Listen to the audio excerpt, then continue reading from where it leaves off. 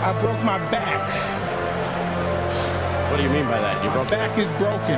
What do you mean, calm it down? It's a fight. Referees telling two fighters who want to fight to calm it down. He should calm down. I saw he's like a clown in his show, man. He's not your guy. Because Tyson Fury's back, and all you motherfuckers are under attack. Look, Eddie Hearn can say all what he likes. Who gives a shit what Eddie Hearn says? It's garbage. Are you off your tits? Have you been smoking something? Can you let me retire and be happy? Please, just please. Bombs away from the Bronx Bomber! Wanda! Let's go, baby! Let's go! I'm through. They put somebody else up and give me an interview. What are you talking about? What are you talking about? You never give me a fair shake. HBO needs to fire you. You don't know shit about boxing. You ain't shit. You're not shit. I wish I was 50 years younger and I'd kick your ass. I got dropped, man. No, you won the fight.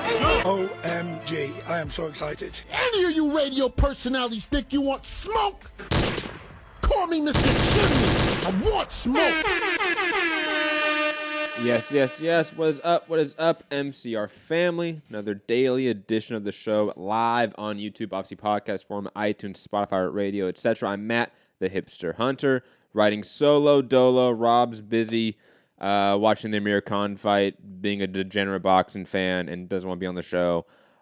Fu is working with like his normal job, which is like equally lame, if not more lame than watching Amir Khan fight. Yeah, Mitty, I said it, who's our resident Amir Khan fan.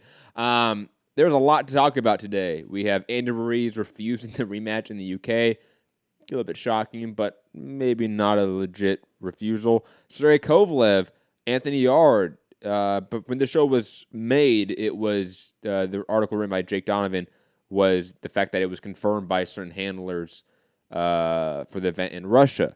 Now it's 100% confirmed by BT Sports. They released promo packages. It's official. They have a date, venue, location, everything for this fight next month. So we have a really shortened period of promotion for that fight. That's confirmed. We're going to talk about that, obviously. Brant versus Murata obviously was today. The rematch definitely ended in a way that I did not predict. And got the pick wrong. It happens. Ken Shure, though, picked up a fantastic win, early KO within his fight as well against Takaning. A lot to talk about, a lot to address today. Call in 323-870-4051. Press 1 to get in the queue. International callers, Skype, Mixed Combat Radio, patreon.com/Mixed Combat Radio as well to help support the channel in any financial way.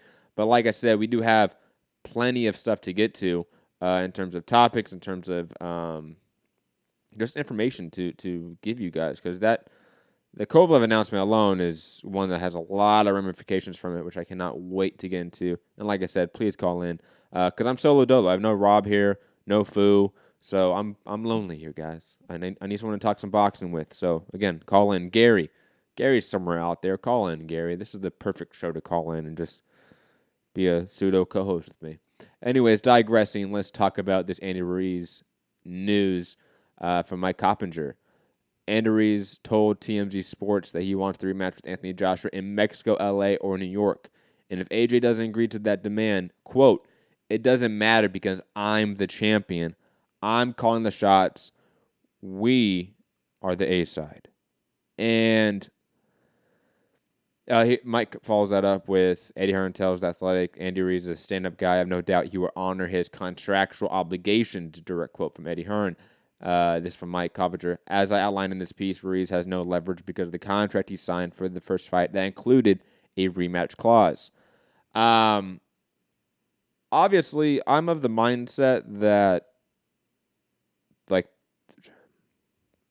from the sounds of it, from everyone involved, the contract is quite specific in terms of the rematch. Therefore, I don't think Andy has really any legal standing in his case, obviously. So, therefore, what is this call out, so to speak? What does this demand, refusal from Andy Ruiz even mean then? I think it's pretty clearly just him wanting to angle for more money, which is fine. It's prize fighting.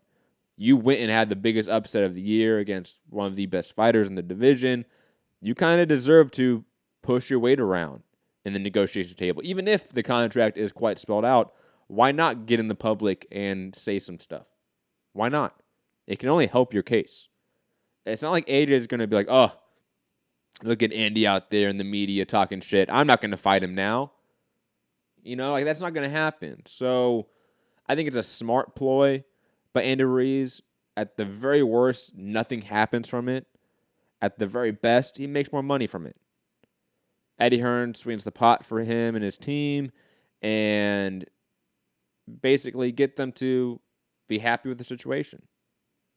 Because I think Andy Ruiz being the sort of the baby face, honestly, is the right way to promote this rematch. I don't think Andy Ruiz turning heel makes sense. I think him being the baby face is the way to promote this event. And AJ as the supreme athlete trying to regain his lost titles, be the driven one looking for revenge, have it be that storyline.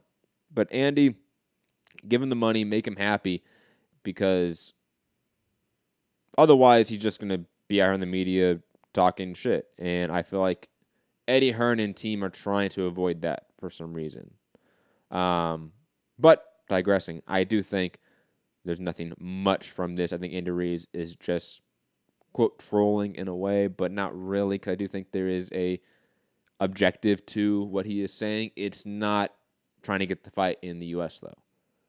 I don't think his demands really matter here. However, I do think he wants an extra million or two.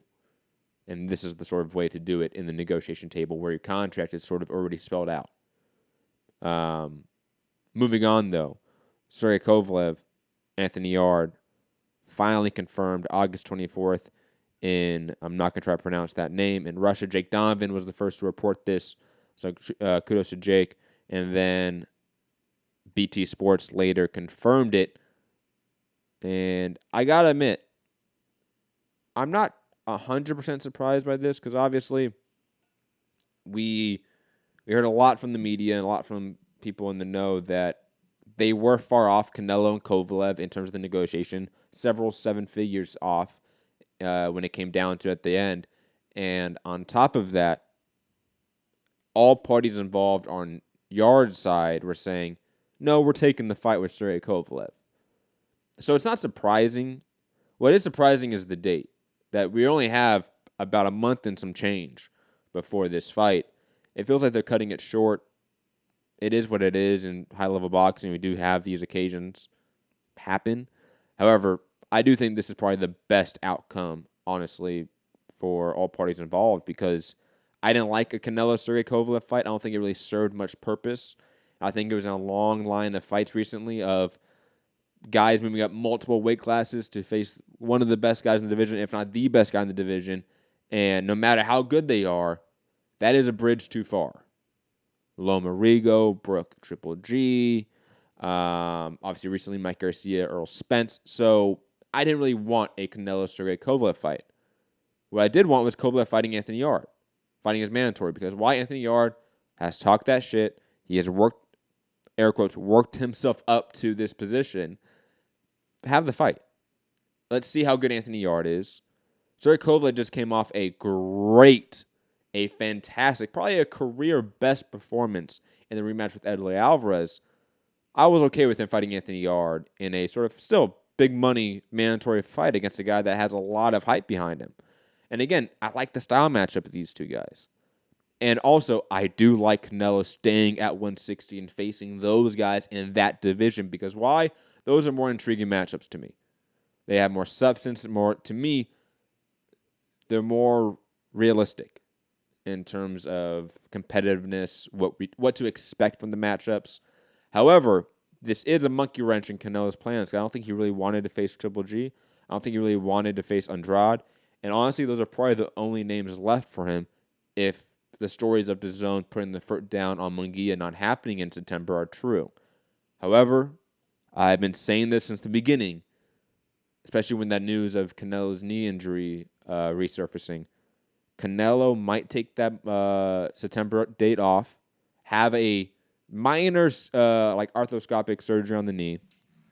Be back in late fall. Fight Munguia in a tune-up, and he have the excuse of, hey, I just had a surgery in the zone. Really not wanting to upset probably their prized fighter at the moment.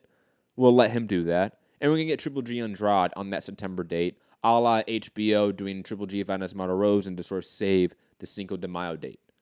I think that's what's going to happen. However, if Canelo is set on this date and his knee is fine, then we still might get a Canelo Triple G trilogy fight. That is still probably the most likely outcome that we get on this fight. However, I don't think that's what a lot of hardcores want. Maybe that doesn't matter, to be honest. I know hardcores that listen to the show, Jay Willis, Bomani. Bomani, I haven't seen you in a bit. 92. I think most of us like fresher matchups. So, like an idea of Canelo Andrade, even though I'm not the biggest fan of Andrade, and I think he's quite boring, that is a fresh matchup that's intriguing. Let's be honest, it's probably more intriguing in 2019 than a Triple G trilogy fight. However, I do think a casual audience, let's be honest, matters more than the hardcore audience, and they still have a vested interest in Canelo Triple G. I think that's why we're probably going to get Canelo Triple G, even though it doesn't excite probably most of us. I mean, I see Bomani, Jay Willis all saying they don't want that fight right now. However, I do think it's the fight that DAZN wants, and that matters. Probably more so than any corporate entity involved in this discussion. Not Sky, not Matchroom, not Golden Boy. What DAZN wants probably matters the most right now in this equation. And they probably want a Triple G fight for Canelo. On top of that, it's clear in how big those fights were. Both of them did over 1 million pay-per-view buys in the U.S. You're going to run that back for a trilogy. It's a money-making fight. Excuse me. I am of the mindset that hardcores have always had one opinion about the sport, fights, whatever it may be, right, in this space. However, the hardcore opinion largely does not matter to the promoters and networks, unfortunately. There's times where it does, but most of those times it doesn't seem to matter. The casual fan base always matters more to the networks and to the promoters. It is what it is. Some people in the chat, let me see what you guys are saying. Dre Willis saying, I want Callum Smith, Andrade in that order for Canelo. I don't want the Callum Smith fight. That doesn't interest me at all. I would have Callum Smith, Caleb Plant fight, David Benavidez fight. Something along those lines. Again, fighters fighting within the division to unify the titles. That's what I usually prefer. Andrade, though, I mean, let's be honest here. I think most of us can agree that Andrade is not the most entertaining boxer out there, but stylistically, he does present an intriguing puzzle for Canelo. Southpaw, can move, great jab, great sense of just distance management. He could give Canelo some issues. I do think Canelo wins that fight, but I think stylistically, Andrade does present some issues for Canelo, more so than a lot of the other guys in the field right now. Similar to like when Billy Joe Saunders was at 160, he probably presented the toughest matchup for a lot of guys just because of his defensive ability. And I think that's largely going to play a factor here. 92 saying, I'll watch anything Canelo, to be honest. Even Canelo versus Jeff Horn. Get the fuck out of here, man. No. That's not allowed, 92. You're not allowed. But Monty making a great point, which I wanted to say, but I didn't. Casuals feel Triple G got robbed. Absolutely. Absolutely. And people want to see the little guy get vindicated. And Canelo, maybe to the casual audience, might be aware of him as a few things. A, obviously, the ginger Mexican fighter, because that stands out. It just does. It's not normal, usually. On top of that, probably the fights with like Mayweather, Triple G, those fights probably stand out to them. Maybe a Chavez fight, but probably not. Unless you're talking maybe to a Hispanic person, person of Latin origin, like maybe then, but most likely not. I feel like that fight was very specific to one market and one demographic, and maybe PD use. Like that's all they know of Canelo is those things, and one of them is Triple G. We will see that fight run back again. Jason, you motherfuckers always going on at 5. That's when I start work. Jay, to be fair, I started at 4:30 East Coast time today, so I started 30 minutes early, Jay. So motherfucker, you were just late. Okay, I'm sorry. I'm sorry, Jay. But digressing, back to Canelo and what's going to happen with him. I do think we get either Triple G or a postponement. Him get that sort of voluntary knee surgery, and then face Munguia in a tune-up in December, a la Rocky Fielding. I feel like that's what we're going to get, to be quite honest. Moving on, though. Dylan White, Oscar Rivas, is officially on DAZN. Yay. I will say this, though. A little conspiracy here. And Rob knows what I'm going to say. I said in the group chat before the show, and he didn't like it. I do think it's interesting that DAZN is in the process of trying to go after an NFL deal later this year, right? Which is going to be worth billions. And they have to sort of battle to get Dylan White Matchroom cards. And they sometimes don't get those cards. You know, like, I'm not saying that, like, there's a direct correlation between the two, but it is just interesting to say, like, DAZN, you are, in essence, battling for Dylan White Matchroom boxing cards, and at the same time, you want to try to go after the most probable TV deal out there in the U.S., which is the NFL deal. I don't see how DAZN can get that. And maybe I'm making,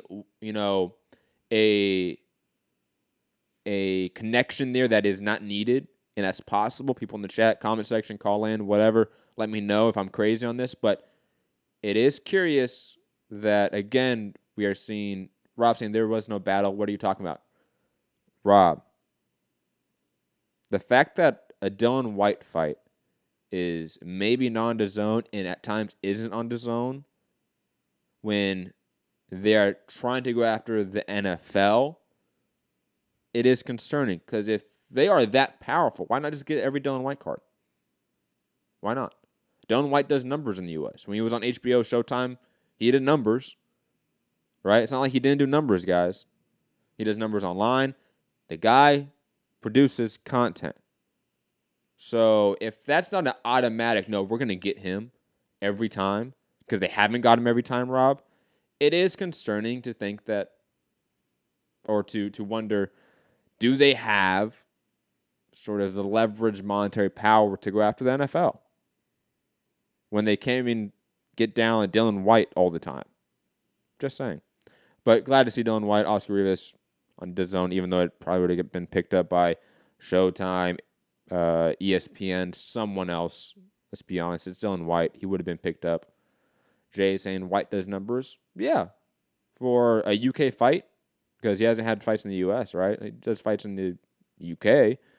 The Lucas Brown fight on HBO did near like 500,000 viewers. And to put that into context, the show Euphoria on HBO, their premiere episode only did like 500,000 viewers average for its live telecast. So, it does decent number. He does decent numbers. For a UK fighter fighting in the UK, definitely does do, quote, decent numbers. I'm not saying he's a blockbuster guy, but he's somebody that would get picked up. Let's put in that context. In the era of Rob Brant versus Murata, which we're going to talk about, be on ESPN+, Dylan White Rivas would have been picked up by somebody. That's not really in question here. Similar, Dylan White Tresor 2 got picked up by Showtime. Somebody's going to pick up Dylan White. He is a commodity. He may not be as big of a commodity as other guys we may talk about, but he is a commodity. Moving on, speaking of that Rob Brant Murata fight, Bumani, I just mentioned the numbers. They did like 480 something with Lucas Brown on HBO. And again, the show Euphoria is probably a good comparison for HBO because it's a new show. Its premiere episode did around 550,000 live average viewers on HBO for its premiere episode. A show that had a lot of marketing behind it, had Zendaya on it, had some push. So, again, a UK fighter that is probably a lot cheaper to pick up by a network compared to a primetime drama show. Yeah.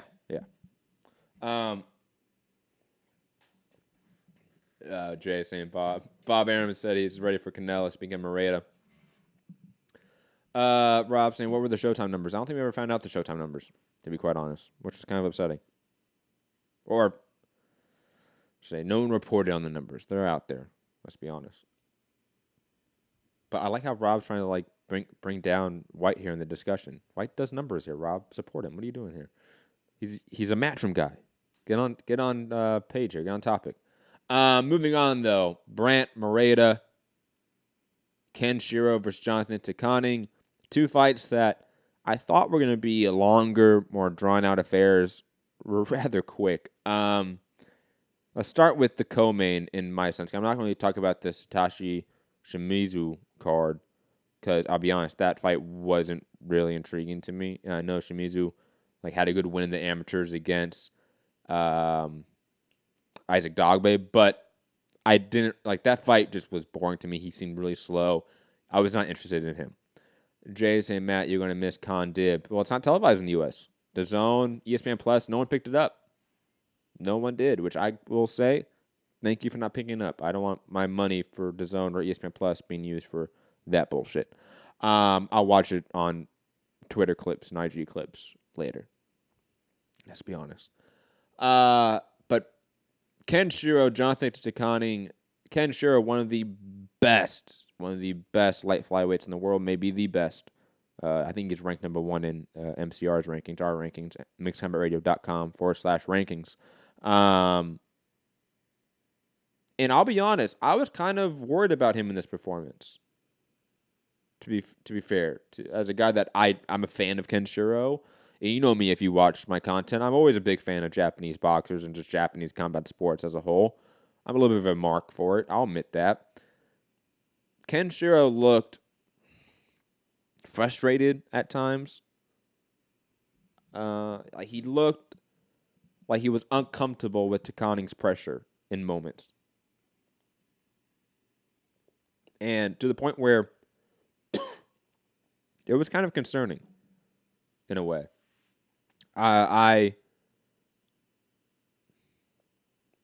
Obviously got the finish in the 4th round. It was a really dramatic TKO uppercut. It was beautiful. Takaning went down in a really cartoonish fashion. However, again, the issue with Ken Shiro is that he wants to be in that mid-range so bad. And he uses his feet to try to establish that and doesn't really use a lot of head movement. And I think that leads to him getting off balance when he sort of faces a really solid pressure fighter. However, credit to him, especially facing the southpaw and Takaning, he never gave up on the jab to sort of keep that range. That was his sort of lance. That was his stiff arm to keep Takaning away from the inside and to allow him to land that right hand at will against the southpaw. And to be honest, most guys, when they struggle to land that jab against the southpaw and that southpaw is pressuring them, they give up on the jab. They just give up on it. He did not. Credit to him. I think that's what allowed him to sort of reestablish this distance in the 2nd and 3rd round and start landing that right hand more at will. And then, bam, got the finish in the 4th round. Beautiful stuff. The division's a little bit of a mess right now. I mean, Tito Acosta just lost in dramatic fashion. I would have really liked to have seen that fight. I don't know. I don't know who else is for Ken Shiro right now. He's looked fantastic. And honestly, the guy is what? How old is he? 27, 16-0, 9 knockouts. He's looking better and better. He is nearing the definite prime of his career or in the prime of his career. Whatever is next for him, I'll be excited. Ken Sure looked fantastic. Moving on to the main event, Rob Brant versus Ryota Murata in a dramatic turn of events. In the first round, Rob Brant was actually doing some decent work on the outside, doing sort of the same game plan as the first fight. A lot of volume, a lot of setting up angles, a lot of just circling around. But to Murata's credit, he was not chasing him like he was in the first fight. And on top of that, every time Murata would try to sort of get on the outside through the side doors, he would always go to the body, throw those wide hooks to the body, and basically catch him on the out. And made sure that every time Brant was trying to disengage, he was catching a shot, and specifically a body shot. And in the second round, he was cutting off the ring quite well, landed a good 3-piece, 2 of them to the head, 1 to the body. Then it was like a left hook, right hook, and then a left hook to the body. And then Brant slowed down instantly from that combination, which was a hard combination. And then Murata caught him with that hard right hand. And a minute and a half later, Murata finished the fight. Great finish. Great sort of career moment for Murata, because I think he needed this. If he had lost this fight, I think Murata would have went to irrelevance in the sport, to be quite honest. He would have been delegated to a regional star, a regional boxer that wasn't on the world level. However, that did not happen here. And I guarantee you, Bob Arum is going to be pushing for him to fight any big name next, like you mentioned Triple G already, because Murata does huge numbers in Japan. Probably is the biggest Japanese boxing star at the moment, bigger than Inoue, does millions and millions of views in Japan, tens of millions of views in Japan. The guy's a megastar there. I would not be surprised if we see Bob Arum try to sort of get a big money fight for him, so Top Rank could get a big money fight. Even if Murata goes to the zone or whatever, I think you'd be kind of okay with that, to be quite honest.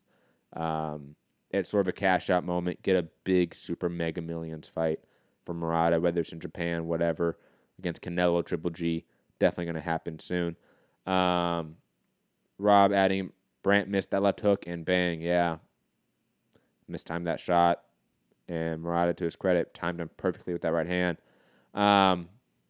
Just a fantastic performance from Murata. A really good adjustment from him in terms of cutting off the ring. It's a simple adjustment, but it's one that does take a active approach to fix.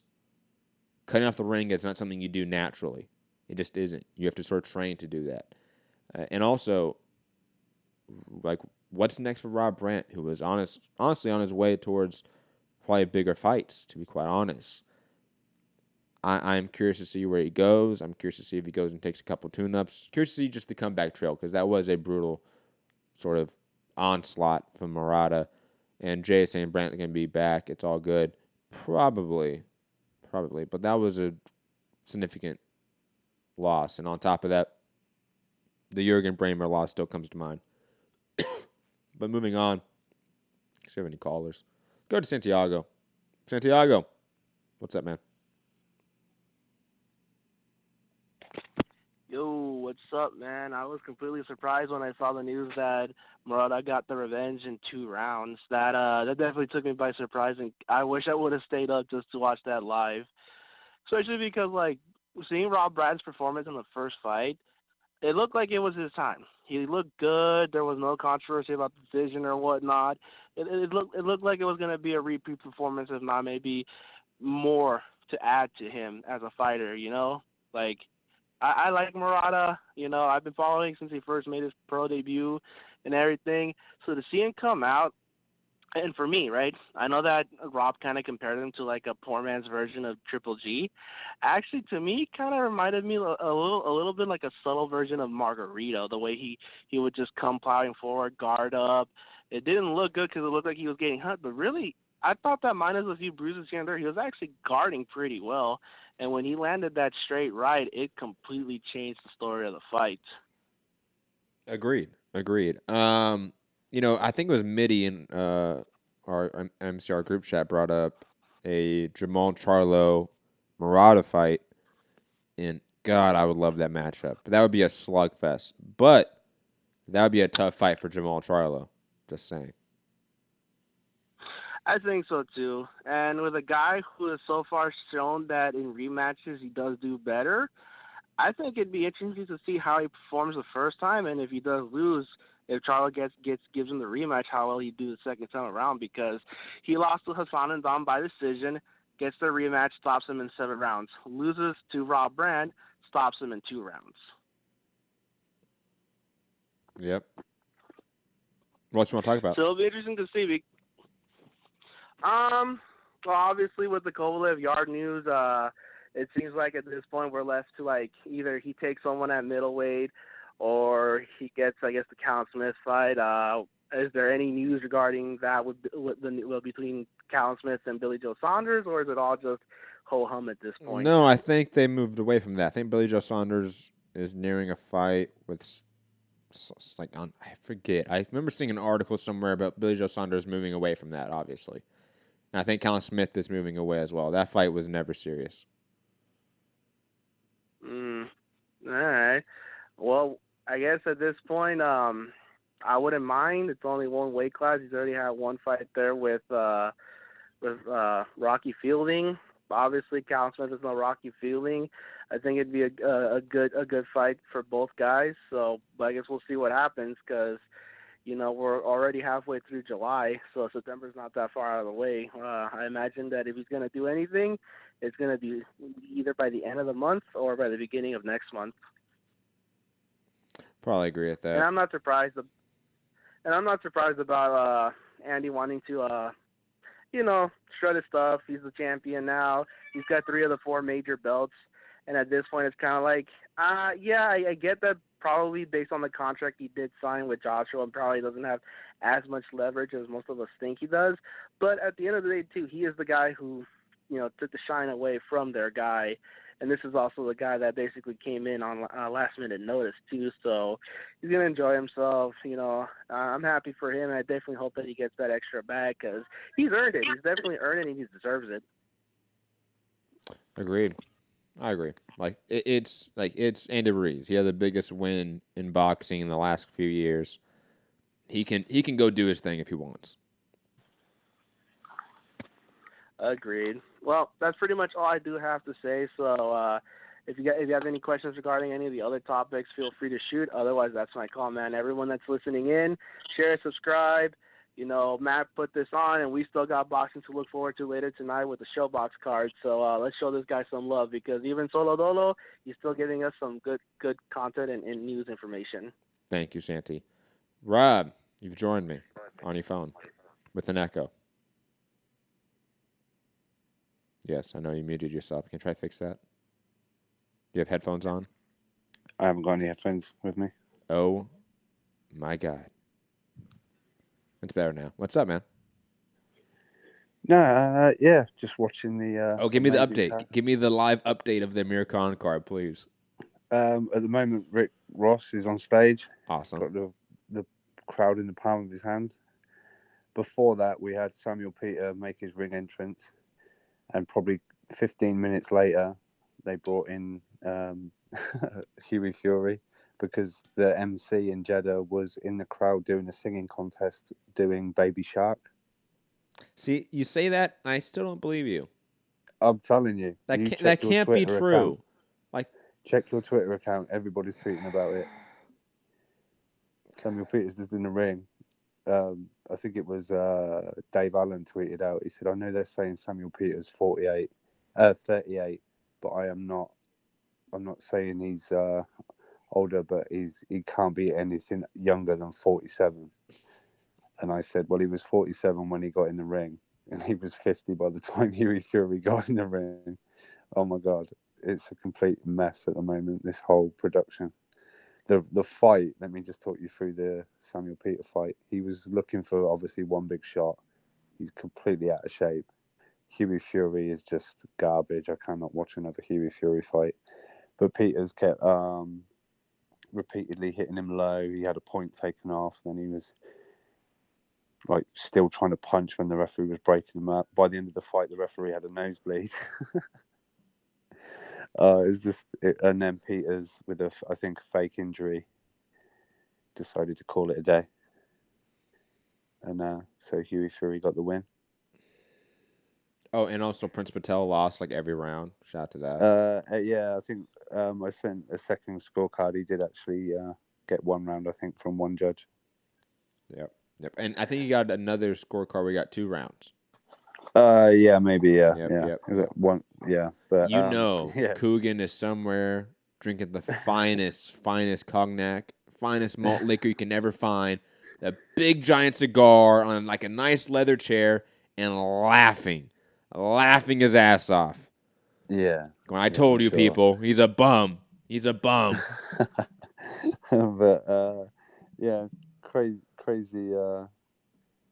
Just a crazy night. It is what we thought it was going to be, and a little bit more, maybe a little bit more crazy than we thought it was going to be. Still waiting for Amir Khan to. I'm dreading the MC and how long this is going to take to get Amir Khan into the ring, and God knows how long Billy Dibb's going to have to wait for Amir Khan to make his entrance. But yeah, interesting topics today, I guess. Looks like the Kovalev fight with Canelo is off. I believe Chris Mannix tweeted something out. They've done a whole bunch of negotiating, and they still like a couple of $1 million short of where I guess Kovalev wants to be at. So they're going ahead with the Yarde fight, and I get it. Why I've seen some people saying why does Kovalev think he can hold Canelo to ransom? But I think people are forgetting he's got a whole lot of money to pay out to other people if they call the Yarde, put the Yarde fight off. There's all the step aside money, ESPN, obviously main events. All got to get. Not even that. I think if his baseline is Daniel Jacobs got $12 million, and he is a champion in 2 divisions higher, and honestly, let's be real about it. Kovalev has better wins. Like, Kovalev has a better career than Daniel Jacobs. Like, Kovalev's a better fighter than Daniel Jacobs. He deserves more than what Daniel Jacobs got. So if he's asking for whatever it is, that's, a few million more, whatever it is, than Daniel Jacobs, I think that's fair. Good for him. Yeah, and I think despite DAZN approving the Kovalev fight, the fact that they're not maybe willing to, dip into their own into their money to help make the fight like they did. They bumped Big Baby's money up a little bit to sort of get that. They're not. It doesn't look like DAZN are willing to sort of help out with the purse for Kovalev. It just shows how much they do want the Triple G fight, but I don't know. I don't know if we're going to get that or not. Well, to be fair, I understand that because Triple G is a DAZN commodity. Kovalev is not. On top of that, looking like they might not get a Canelo fight. You start echoing. Quickly, I think on top of that, if you're DAZN, you're thinking a couple steps ahead, right? Let's say Canelo does fight Kovalev and loses. Is that the best thing for DAZN? No. Is Canelo finishing up a trilogy and knocking out Triple G the best thing for DAZN? Probably. It's just simple business. It's simple matchmaking there at that point. Canelo's the prized fighter at DAZN. They're going to sort of match him up well because they obviously have to produce good content and good numbers now because they're not making money. But on top of that, they also need to make sure he wins in a way. Rob, are you there? Rob? I'm gonna eject you, Rob. Sorry, guys. That was an annoying sound right there. Sorry, Rob.